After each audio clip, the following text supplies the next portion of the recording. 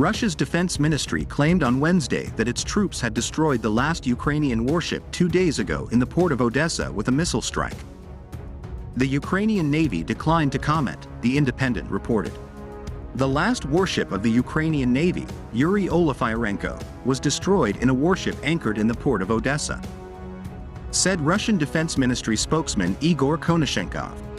Konashenkov said the ship had been hit with a high-precision weapon on May 29, but gave no further details. Bychalik, a spokesman for the Ukrainian Navy, said it would not respond to any statements made unilaterally by Russia. The Ukrainian Navy will also not disclose any information about losses during the war, he added. Previously, Russia claimed that a Ukrainian drone started a fire at an oil refinery in southern Russia.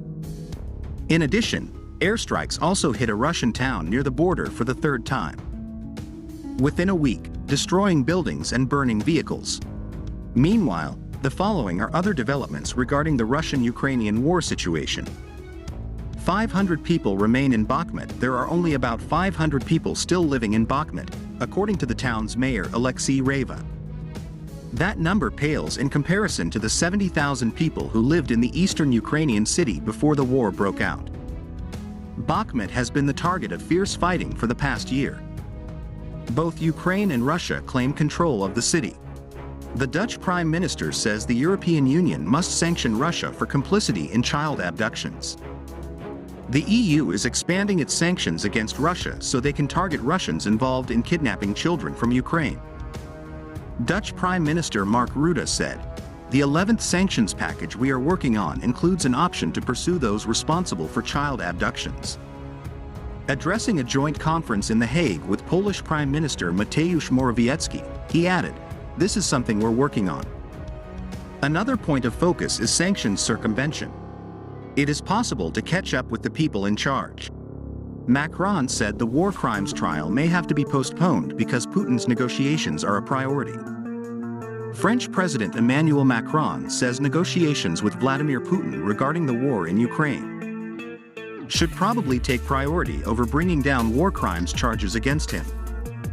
Macron said it was impossible to send Putin to the War Crimes Tribunal in The Hague because he is the only person with whom the West can negotiate an end to the war. Addressing the European Union Leaders Conference in Moldova, Macron said, "If in the coming months we have a window for negotiations, the question is arbitration between trials and negotiations, and you have to negotiate with the leaders. Which you have de facto, and I think negotiations will be a priority. You can put yourself in a position where you say, I want you to go to jail, but you are the only one I can negotiate with." But President Macron also said that evidence of war crimes against Russia and its leaders must still be collected. Iraqis who joined Wagner were killed in Ukraine. An Iraqi who fought with Russia's Wagner mercenary group was killed in Ukraine last month, Wagner founder Yevgeny Prigozhin said on Wednesday.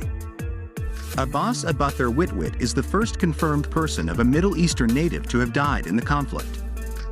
He died on April 7, a day after arriving at the Wagner hospital in the Russian-occupied eastern Ukrainian city of Luhansk, news website RIA Fan reported. Most of the fighting in Bakhmut was fought by convict fighters. They were recruited by Wagner from prison with promises of pardons if they lasted 6 months at the front in Ukraine. Prigozhin told Reuters news agency that Witwit, whom he recruited from prison, was injured in Bakhmut before dying. Prigozhin previously said he had lost 20,000 of his men in the conflict overall.